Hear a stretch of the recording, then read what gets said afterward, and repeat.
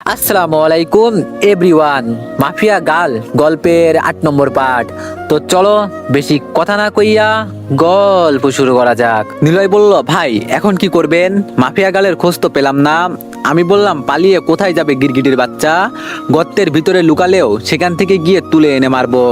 নিলয় বলল, তা ঠিক আছে, কিন্তু ভাই শুনতে পেলাম যে মাফিয়া গার্ল নাকি বিশেষ একটা টিমের সঙ্গ নিয়ে কাজ করছে, যাদের সবাই নাকি মার্শাল আর্ট জানে, আর তাদের সাথে সাধারণ 10 জন মানুষ ফাইট করে পেরে উঠবে না। তো আমরা কিভাবে তাদের সাথে ফাইট করব? আমি বললাম, নিলয়, ওইসব 2 টাকার ছেলেপিলে আকাশ মাহমুদের সামনে টিকে থাকার ক্ষমতা নাই। কারণ পালোমা নামক কোনো গ্যাংস্টারের নাম শুনেছিস কখনো হয়তো? নিলয় বলল, ভাই ওরা তো বাংলার সবচাইতে ভয়ঙ্কর টিম, যারা এক একটা চিতাবাঘের চাইতেও ভয়ঙ্কর। তারা প্রশাসনের জন্য কাজ করে, প্রশাসন ইমার্জেন্সিতে তাদের ব্যবহার করে। আমি বললাম, তারা কার কমান্ডে চলে জানিস, বা তাদের লিডারকে? নিলয় বলল, না ভাই, তাদের তো কখনো দেখিও নি, তাদের সম্পর্কে জানবো কি করে? আমি বললাম, তাদের সব কয়টা লিডার তোদের চোখের সামনে দাঁড়িয়ে আছে। আকাশ মাহমুদ ওরফে আগুন, যখন 2017 সালে রক্তবন্যা বইয়াছিলাম তখন তারা সব কয়টা আমার সাথে ছিল। কয়েকটা টিমকে একাই গিলেছিল এই পালোমা নামক হায়নাগুলো। তখন তোরা টিমও আসিসনি। সেই 2017 সালের পরে তারা আবার আন্ডারগ্রাউন্ডে চলে যায়। আজ 3 বছর ধরে তারা এখনো সূর্যের আলো দেখেনি, এখনো গ্রাউন্ডেই নিজেদের প্রশিক্ষণ চালিয়ে যাচ্ছে। তারা শুধু জানে মানুষের রক্ত শ্রবণ করতে। তাদের সব কয়টাকে আবার তক্তের হোলিতে আমন্ত্রণ করব, দেখতে থাক তোরা। চিতাবাঘ কাকে বলে নিজের চোখের সামনে দেখে নিস। আকাশের কথা শুনে টিমের সবাই অবাক হয়ে যায়। যেই পালোমা নামক হায়নার গ্যাংয়ের কথা পুরো বাংলায় জানে, যাদের নাম শুনলেই মানুষ থরথর করে কাঁপে, তারাই নাকি তাদের টিমের ছেলেপিলে। তারা জানো নিজের কানকেই বিশ্বাস করাতে পারছে না যে তারা নিজের কানে কি শুনলো এখন। আমি বললাম, হয়েছে, যে যার মতো বাড়িতে যা, আর আমাদের ছেলেপিলেকে নিয়ে গিয়ে হাসপাতালে অ্যাডমিশন করা, আর লাশ সব কয়টাকে এভাবে ফেলে রাখ এখানে। নিলয় বলল, আচ্ছা ভাই, সবাই জানো এখনো একটা ঘরের মধ্যে আছে। এই দিকে আমি বাসায় চলে আসলাম, কিন্তু ভিতরে এখনো আগুন জ্বলছে। আমার মাফিয়া গার্লকে চাই। এইসব নিয়ে ভাবছিলাম, ঠিক তখনই শামীম ফোন দেয়। শামীম বলল, দোস্ত, তুই না গ্রাম থেকে আসার সময় ঈশিতার জন্য ভালো একটা কলেজ দেখতে বলেছিলি? আমি বললাম, হ্যাঁ। শামীম বলল, আমি একটা কলেজ দেখেছি, তুই কাল পরশুর মধ্যে ঈশিতাকে নিয়ে অ্যাডমিশন করিয়ে দিস। আমি বললাম, ওকে। শামীমের সাথে কথা শেষ করে ঈশিতার আম্মুকে ফোন দিলাম। আন্টি বলল, হ্যাঁ বাবা বলো। আমি বললাম, কালকে সকালে ঈশিতার কাপড় চোপড় গুছিয়ে তাকে গাড়িতে তুলে দিবেন, এখানে কলেজে অ্যাডমিশন করিয়ে দিব আমি তাকে। আন্টি বলল, আচ্ছা বাবা। তারপর ফোন রেখে দিলাম। শরীর ক্লান্ত, খেতেও ইচ্ছে করছে না, না খেয়ে ঘুমিয়ে পড়লাম। সকালবেলা ঘুম থেকে উঠতে উঠতে প্রায় 10টা বেজে গেল। আজ কলেজে যাওয়া হবে না। উঠে ফ্রেশ হয়ে বাইরে চলে গেলাম ঘোরাঘুরি করার জন্য। ঘোরাঘুরি বললে ভুল হবে, মাফিয়া গালের তথ্য বের করার জন্য একটা জায়গায় গিয়েছিলাম। মাফিয়া গালের পুরো টিমের তথ্য আমি পেয়ে গেছি, শুধু আন্ডারগ্রাউন্ডে কে কে যুক্ত আছে মাফিয়া গালের সাথে এটাই জানা বাকি। ইনশাল্লাহ সেটাও পেয়ে যাব। তারপর বাসার দিকে রওনা হলাম। ঠিক তখনই ঈশিতা আমার ফোনে ফোন দিল। সাথে সাথে বাসায় না গিয়ে স্টেশনে চলে গেলাম। সেখান থেকে গিয়ে ঈশিতাকে রিসিভ করে নিলাম। পরে দুপুরবেলা শামীমের দেওয়া কলেজে গিয়ে ঈশিতাকে অ্যাডমিশন করিয়ে দিলাম, সাথে কলেজ হোস্টেলে থাকার ব্যবস্থাও করে দিয়েছি। তারপর সব কাজ শেষ করে বিকালে বাসায় ফিরে আসলাম। বাসায় এসে চাবি দিয়ে দরজা খুলতে ধরলাম, কিন্তু দেখি দরজা খুলছে না। অনেকক্ষণ গুতাগুতি করলাম, না তাও খুলছে না। ভাবছি দরজা ভেঙে ফেলবো, যেই ভাবা সেই কাজ। 2 কদম পিছিয়ে গিয়ে দৌড়ে এসে দরজার মধ্যে সজোরে এক লাথি মারলাম। অনেক্স হচ্ছে সবচেয়ে বিশ্বস্ত বুকমেকার, যা পিএইচডি এবং সিরিয়া অ্যাপের অফিসিয়াল পার্টনার। আর আপনারা তো জানেন ফিফা ওয়ার্ল্ড কাপ শুরু হয়ে গিয়েছে, আর এটাই হতে পারে সবচেয়ে বড় সুযোগ আপনার প্রিয় দলকে সমর্থন করার। এই অ্যাপসে আপনি cricket, football, tennis live match দেখতে এবং তাদের স্কোর ভবিষ্যৎবাণী করে সহজেই অর্থ উপার্জন করতে পারবেন। সেই সাথে BMW গাড়ি, আইফোন, ল্যাপটপ এবং আরো অনেক নগদ পুরস্কার জেতারও সুযোগ রয়েছে। এই অ্যাপটিতে আপনি crush crystal, under and over 21 ইত্যাদি গেম খেলে সহজেই আয় করতে পারবেন। আপনি বিকাশ, নগদ, রকেট, ব্যাংক, ক্রিপ্টো, পেপাল এবং অন্যান্য সহজ পদ্ধতির মাধ্যমে সহজেই আপনার জেতা টাকা তুলতে পারবেন। এখানে আপনি 24 ঘন্টা 7 দিন গ্রাহক সহায়তা পাবেন। তাই এখনই গুগলে অনেক সার্চ করে প্রথম ওয়েবসাইটে গিয়ে রেজিস্ট্রেশন করুন। আর হ্যাঁ, রেজিস্ট্রেশনের সময় আমার প্রোমো কোড VOTO7 ব্যবহার করে প্রথমবার ডিপোজিটে 20,000 টাকা পর্যন্ত পান। সাথে সাথে দরজা খুলে গেল, আর আমি ভিতরে প্রবেশ করলাম। ভিতরে প্রবেশ করতেই দেখি রামিসা ওরফে মাফিয়া গার্ল পায়ের উপর পা উঠিয়ে ঘরের মধ্যে একটা চেয়ার নিয়ে বসে আছে। মাফিয়া গার্লকে ঈশিতাকে দেখে মেজাজ খারাপ হয়ে গেল। সাথে সাথে কোমর থেকে মেশিনটা বের করে মাফিয়া গালের উপর গুলি চালিয়ে দিলাম। গুলির বুলেটগুলো মাফিয়া গালের শরীর ছিদ্র করে ওপাশ থেকে বেরিয়ে গেল। কিন্তু অবাক করার বিষয়, মাফিয়া গালের কিছুই হয়নি। সে সেম জায়গায় বসে আছে, পায়ের উপর পা তুলে। সামনের দিকে এগিয়ে গিয়ে মাফিয়া গালের বুকের মধ্যে সজোরে একটা লাথি বসিয়ে দিলাম। মাফিয়া গাল লাথি খেয়ে সোজা চেয়ার নিয়ে গিয়ে মাটির উপরে চিটকে পড়ল। তৎক্ষণাৎ মনের ভিতরে কেমন যেন একটা নাড়া দিল, তাই সামনের দিকে এগিয়ে গেলাম। সামনে এগিয়ে গিয়ে দেখি এটা রিয়েল মাফিয়া গাল না, সে তার কাঠপুটলি রেখে গেছে আমার বাসায়।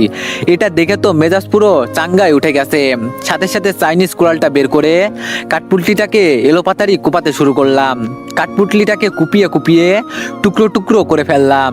হঠাৎই তার ভিতর থেকে একটা সাদা খাম বেরিয়ে এলো। আমি সেটা হাতে নিয়ে খুলে দেখলাম ভিতরে কি আছে। ভিতরে একটা কাগজ দেখতে পেলাম, যার মধ্যে কিছু একটা লেখা আছে। আমি সেটা পড়তে আরম্ভ করলাম। হে আগুন, আমার কিছু সংখ্যক ছেলেপেলেকে মেরে নিজেকে মহান ভাবার কিছুই নেই। এইসব ছোটখাটো বিষয় নিয়ে যদি মহানতার বিচার করা হয়, তাহলে তো আমিও তোর কিছু ছেলেপেলেকে তুলে এনে শরীর থেকে মস্তিষ্ক আলাদা করে দিয়েছি। কিন্তু আমি সেই সবের ক্রেডিট চাই না। আমার উদ্দেশ্য একটাই, আমি অনেক বড় কিছু করব। আর বড় কিছুটা হলো তোকে শেষ করা। আমি চাইলেও তোর ঘরের মাঝে বোমা ফিট করে তোকে মেরে ফেলতে পারি, কিন্তু আমি কায়রের মতো কাজ করব না। ফেস টু ফেস খেলা খেলবো তোর সাথে। অতি শীঘ্রই দেখা হবে তোর সাথে আমার ময়দানে। সেই দিন আসল পাওয়ার কাকে বলে তুই দেখে নিস। সেই দিন তুই মাটিতে পড়ে থাকবি, আর আমি তোর মুখের উপর থুতু ফেলবো। সো নিজেকে রেডি করে রাখ খেলার জন্য। কিছুদিনের মাঝেই তোর মুখোমুখি হব আমি। সো একটু ভালো করে প্রিপারেশন নিস, আর না হয়তো আমার ছেলেপেলেই তোকে শেষ করে দিবে। আমার কিছু করার প্রয়োজনও পড়বে না। আর হ্যাঁ, বিশেষ একটা ঝাটকা রেডি আছে তোর জন্য। সেটা মাঠে যেদিন খেলতে নামবি, সেই দিন তুই নিজের চোখেই দেখে নিস। সো প্রিপারেশন নে। চিঠিটা পড়ে গায়ের রক্তগুলো যেন খলখল করছিল। ইচ্ছে করছে মাফিয়া গালকে টেনে হিসড়ে গর্ত থেকে বের করে এনে ওর উপরে হায়নার মতো ঝাঁপিয়ে পড়ি। মাফিয়া গাল, তোকে আমি আগেও বলছি, এবারও বলছি, তুই সত্যি নিজের আমলনামা ভারী করে ফেলছিস। তুই বাঘের কাছে এসে বাঘকে শাসিয়ে চলে যাচ্ছিস। এই ভুলের মাসুল তোর খুব বড়সড় ভাবে দিতে হবে। কিন্তু আমার একটা জিনিস মাথায় কাজ করছে না, যে আমার খবর মাফিয়া গাল পাচ্ছেটা কি করে, আর কি ঝাটকার কথা সে আমায় বলল। দূর, আর ভাবতে পারছি না। তবে একটা কথা আমি বড়াই করে বলতে পারি, মাফিয়া গাল সেই গর্তের পিপিলিকা, যেই গর্তের রাজা একসময় আমি ছিলাম। না হয়তো কোনোদিনও সে লুকিয়ে লুকিয়ে খেলতো না, কিন্তু আমার আপত্তি নেই বাবাজান। বাংলার একটা প্রবাদ আছে, চোরের 10 দিন গেরস্তের 1 দিন। যেই দিন তুমি মুখোমুখি হবি, সেই দিন বরাবর জায়গায় মাইটটা তোকে আমি দিব। এবারের মতো তোর কাঠপুট্টিটাই আমার খেলা দেখলো, পরের বার তুই দেখবি। তারপর কাঠপুট্টিটা মাটি থেকে উঠিয়ে নিয়ে সোজা পুড়িয়ে দিলাম। তারপর হাত মুখ ধুয়ে কিছু খেয়ে নিয়ে পড়তে বসলাম। পড়ায় পুরোপুরি মগ্ন হয়ে গিয়েছি। ঠিক তখনই ঈশিতা ফোন দিল। ঈশিতা বলল, আকাশ, আমার না এখানে কেমন যেন একা একা লাগছে। প্লিজ কাল তুমি একবার আমার সাথে দেখা করে যেও। আমি বললাম, আরে পাগলি মেয়ে, একা একা লাগার কি আছে? আমি তো এই শহরেই আছি, তাই না? একদম টেনশন করবে না তুমি। আমি আগামীকাল এসে তোমার সাথে দেখা করে যাব। ঈশিতা বলল, আচ্ছা। আর খেয়েছো তুমি? আমি বললাম, হ্যাঁ, নাস্তা করে পড়তে বসেছি, তবে রাতের খাবার এখনো খাইনি, পড়া শেষ করে খাবো। তুমি খেয়েছো? ঈশিতা বলল, আচ্ছা তাড়াতাড়ি খেয়ে নিও কিন্তু। আর হ্যাঁ, আমিও খেয়েছি। দারোয়ান চাচা এসে বিরিয়ানি দিয়ে গেছে আমাকে। বলেছে তুমি নাকি আমাকে আসার সময় আমাকে দেখাশোনা করতে বলে এসেছো, তাই সে বিরিয়ানি দিয়ে গেছে। আমি বললাম, হ্যাঁ, আমি দারোয়ান চাচাকে বলে এসেছি তোমার দেখাশোনা করতে।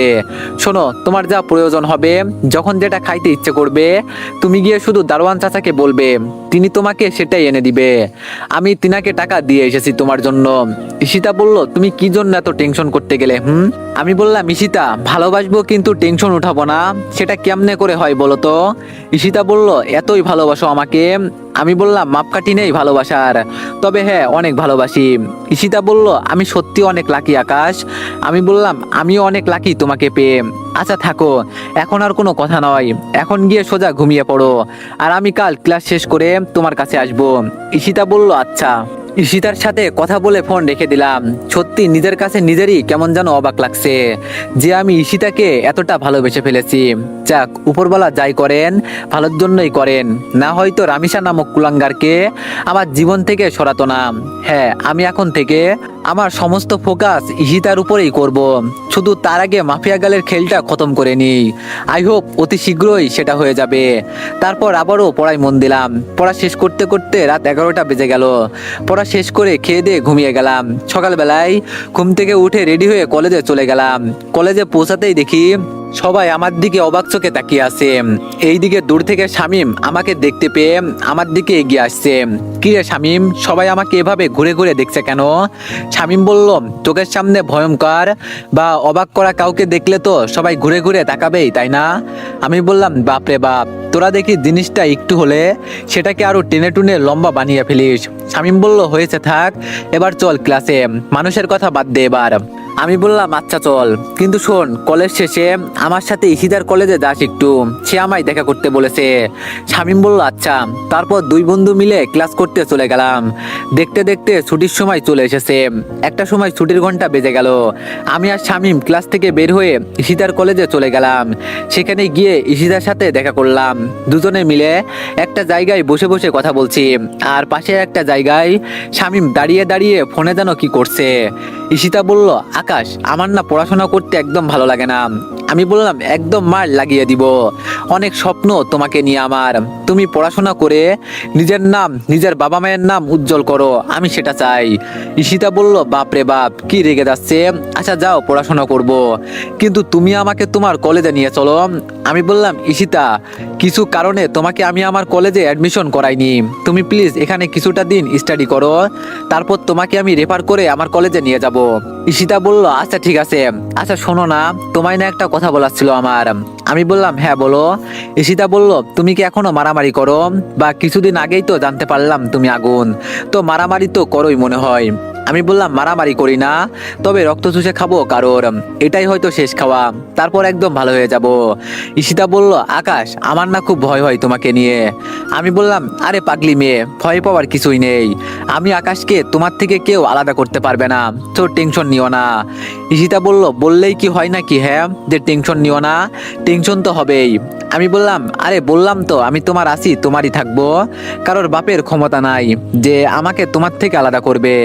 ইশিতা বলল, আল্লাহ যেন সবসময় তোমাকে সহি সালামত রাখে, সেই দোয়াই করি। ইশিতার কথা শুনে খুশিতে একটা চুমে এঁকে দিলাম তার কপালে। সে লজ্জায় আমার কাঁধে মুখ লুকালো।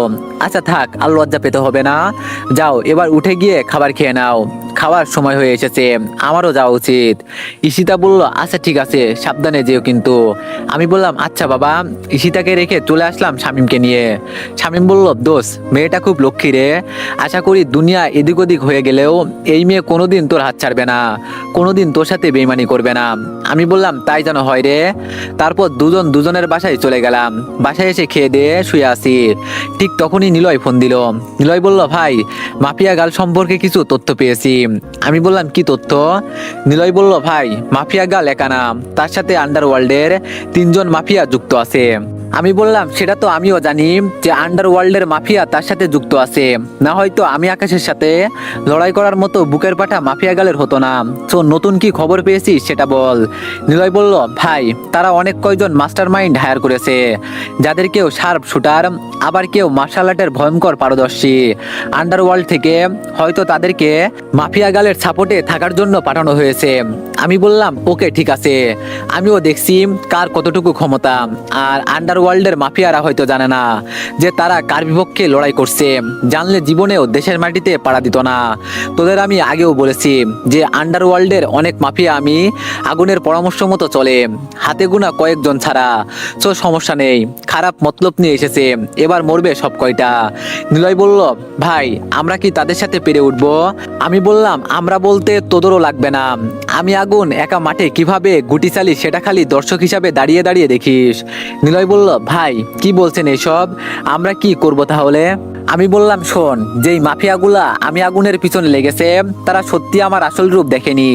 যেই দিন মুখোমুখি হবে আমার, সেই দিন বাঘে সিংহের লড়াইয়ে কে যেতে তাকিয়ে দেখবি শুধু তোরা। আর তোদের একেবারেই লাগবে না তা না, লাগবে শুধু সাপোর্টের জন্য। নিলয় বলল, ভাই, আপনি কি বলেন জানি না, তবে এটুকু বলবো, ময়দানে আপনার গায়ে কোনো আঘাত বসার আগে সেটা আগে আমি নিলয়ের গায়ে লাগবে। আমি বললাম আচ্ছা থাক, আর উত্তেজিত হতে হবে না, চুপচাপ প্রিপারেশন নিয়ে বসে থাক। নিলয় বলল আচ্ছা ভাই। নিলয়ের সাথে কথা বলে ফোন রাখতে না রাখতেই একটা মেসেজ আসলো ব্ল্যাক নাম্বার থেকে। নাম্বার দেখেই অনুমান করে ফেললাম কে এটা। আমি সাথে সাথে মেসেজটা ওপেন করলাম।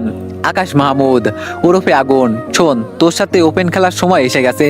তোর কত শক্তি সামগ্রী আছে নিয়ে আসিস সব কয়টাকে, দেখবো কে যেতে। আগামীকাল রাত 9টায় ফরেস্টের লাল মাঠে অপেক্ষা করব তোর জন্য। যদি তুই কাপুরুষ না হোস তাহলে নিজের মৃত্যুর হাজিরাটা এসে দিয়ে যাস। তারপর আমি আমার রাজত্ব করব এই দেশে। আমার নামের মিছিল হবে মাফিয়া গাল, যে কিনা মাফিয়াদেরও বড় মাফিয়া। মেসেজটা পড়ে চরম লেভেলের হাসি আসলো। মনে মনে উপহাস করে বললাম ওকে ব্রো, ঠিক আছে, আগামীকাল এই খেলাটা হবে। আগামীকালের অপেক্ষা করতে লাগলাম। এইদিকে আমি নিলয়কে বলে দিয়েছি আমাদের সমস্ত ছেলেপিলেকে নিয়ে রেডি থাকতে। সেটা এমনি বলেছি, আমি জানি মাফিয়া গালের মতো মেয়েকে মারতে জলকামান লাগবে না, তবুও তাদেরকে আসতে বলেছি। মনে মনে ভয়ঙ্কর লেভেলের একটা প্রতিজ্ঞা করে বসলাম। কাল মাফিয়া গালের কি ভয়ঙ্কর লেভেলের মৃত্যু যে হবে আমার হাতে তা উপরওয়ালাই জানে। দেখতে দেখতে রাত পেরিয়ে পরের দিনে সূর্য উদয় হলো। আজ আর কলেজে যাইনি, শান্তভাবে দিনটা কাটিয়ে দিলাম। সন্ধ্যার বাজে 6টা। নিলয়কে ফোন করে বলে দিলাম ছেলেপিলেকে নিয়ে আগ থেকেই পজিশন নিয়ে থাকতে। নিলয় বলল ভাই আপনি টেনশন করিয়েন না, আমরা রেডি থাকবো আজ থেকে। এইদিকে আমি রাত 9টা বাজতেই একা একা হেঁটে হেঁটে ফরেস্টের মাঠে চলে গেলাম। সেখানে গিয়ে দেখি কেউ নেই। আশেপাশে চোখ পাকিয়ে তাকাতে লাগলাম, কিন্তু তেমন কাউকেই দেখতে পারছি না। আর বড় কথা কুয়াশা পড়েছে ভয়ঙ্কর লেভেলের, তাই বেশি দূর পর্যন্ত দেখা যাচ্ছে না। আমি চুপচাপ সেখানে মাটির উপরে বসে পড়লাম।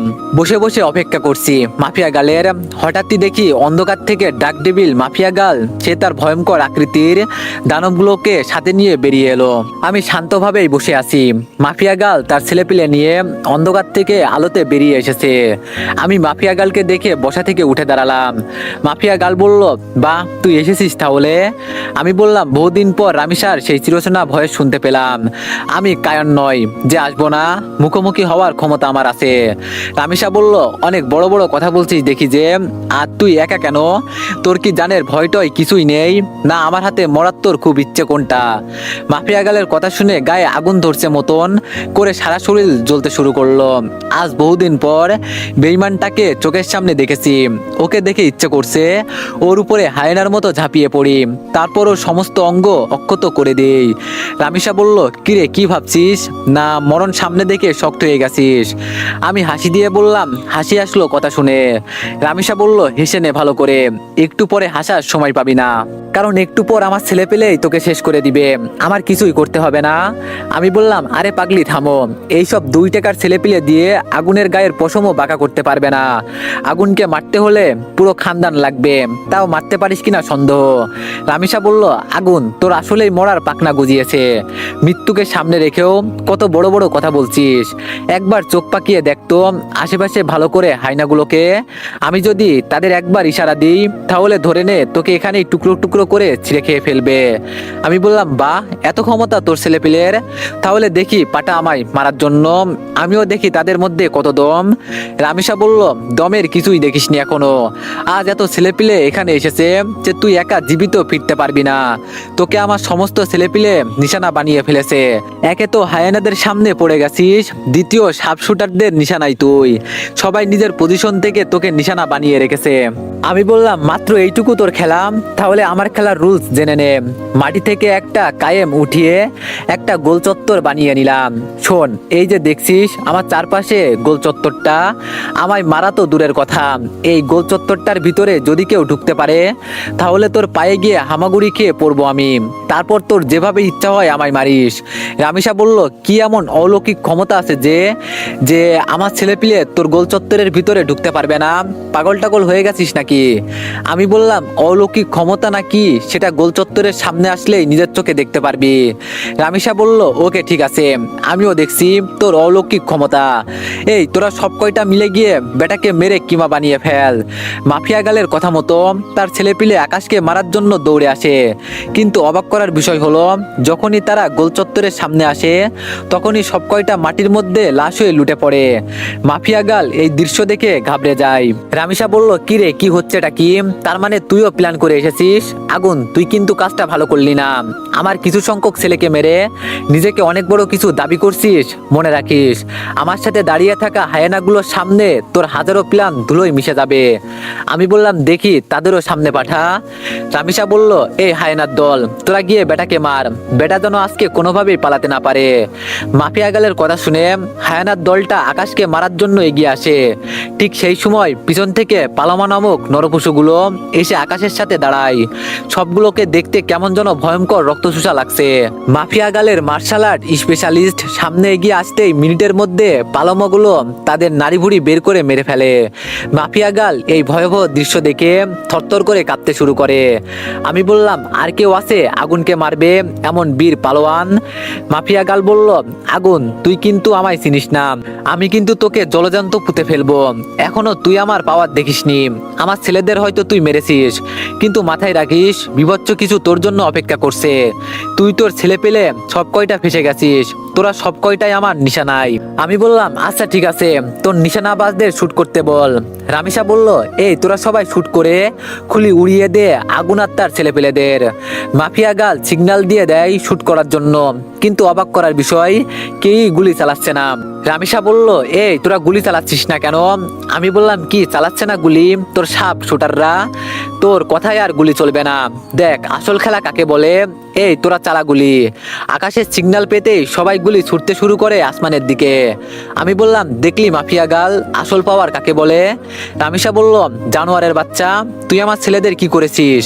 আমি বললাম, আমি কিছুই করিনি, তবে এই যে দেখছিস আমার পাশে ভয়ঙ্কর দানবগুলোকে, ওরা তোর মার্শাল আর্ট স্পেশালিস্ট গুলোকে মারার আগে শার্প শুটার গুলোকে রক্ত শুষে খেয়ে আসছে। আর এখন যারা গুলি চালিয়েছে তারা সবাই আমার ছেলে পেলে। একবার ভালো করে তাকিয়ে দেখ আশেপাশে, যে তোর নিজের দলের কাউকে দেখতে পাস কিনা।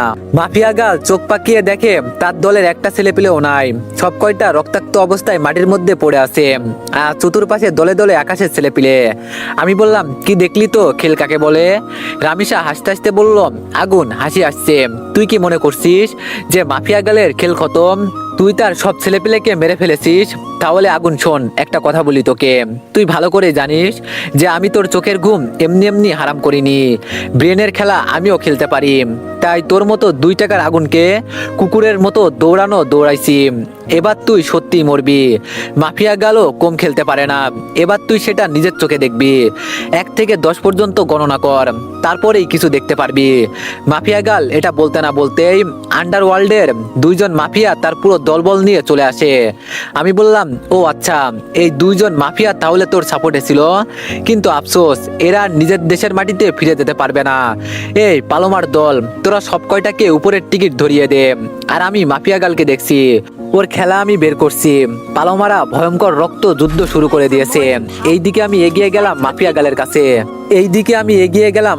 কাছে। মাফিয়া গাল, সত্যি তুই আজ শেষ নিঃশ্বাস ত্যাগ করবি বলে মাফিয়া গালের হাত দুটো শক্ত করে ধরে ফেললাম, কিন্তু সে আমাকে অবাক করে দিয়ে পা ঘুরিয়ে সোজা বুকের মধ্যে লাথি মেরে দিল। রামিসা বলল, এখন খেলে মজা আসছে আগুন, আয় তোর সাথে শেষ খেলাটা খেলে ফেলি। বলেছিলাম না তোকে আমি মারবো, সো আমি মারবো। মাফিয়া গালের থেকে লাথি খেয়ে শরীরের রক্ত যেন খলখল করছিল পুরো। মেয়ে বলে এতটা সময় নিজেকে সংযত রেখেছিলাম, কিন্তু এখন আর না। দৌড়ে গিয়ে মাফিয়া গালের গালে মধ্যে সোজা একটা থাপ্পড় বসিয়ে দিলাম। সে ঘুরে মাটিতে পড়ে গেল। সে মাটিতে পড়ার সাথে সাথে তার চুলের মুঠি ধরে তার মুখখানা মাটির সাথে চেপে ধরলাম। হারামির বাচ্চা, এবার পালাবি কোথায়? আজ তোর পাওয়ার আমি বের করে দিব। অন্যদিকে পালোমারা আন্ডারওয়ার্ল্ডের মাফিয়া এবং তার ছেলেপেলেদের মেরে ফরেস্ট মাঠ পুরো শ্মশানঘাট বানিয়ে দিয়েছে। ধামধুম খালি মাটির উপরে লাশ পড়ছে একটার পর একটা। বল, আর কত তেজ বাকি আছে তোর মধ্যে? দেখছিস আমার ছেলেপেলেদের অবস্থা, কি ভয়ানক ভাবে সব কয়টাকে পিটাচ্ছে। ওদের মতো তোরও আজকে শেষ দিন, তোর সমাধিটা আমি গড়ে দিব এবার। হারামির বাচ্চা, আমায় মারতে আসিস তুই? এটা বলে আরো শক্ত করে চেপে ধরলাম মাফিয়া গালকে মাটির সাথে। ঠিক সেই সময় পেছন থেকে কেউ একজন এসে আমাকে সদরে ধাক্কা দিয়ে মাটির উপরে ফেলে দেয়। পাশেই পাথরের একটা টুকরো ছিল, আমার হাত গিয়ে বেফাস ভাবে পাথরের টুকরোটার উপরে পড়ে। আর সেই মানুষটা এসে মাফিয়া গালকে মাটি থেকে তুলে নিয়ে সেখান থেকে পালিয়ে যায়। মানুষটা মাফিয়া গালকে নিয়ে পালানোর সময় আমি তাকে দেখে ফেলি। আমি মানুষটাকে দেখে যেন নিজের চোখকেই বিশ্বাস করতে পারছি না। আল্লাহ, এ তো ঈশিতা, যে কিনা আমার চোখের সামনে মাফিয়া গালকে বাঁচিয়ে নিয়ে পালিয়ে গেল। আমি থ হয়ে সেভাবেই মাটির মধ্যে পড়ে আছি। তো এভরিওয়ান, নেক্সট পার্টের জন্য সবাই একটু বেশি বেশি লাইক আর একটা করে কমেন্ট করে দিও। ধন্যবাদ।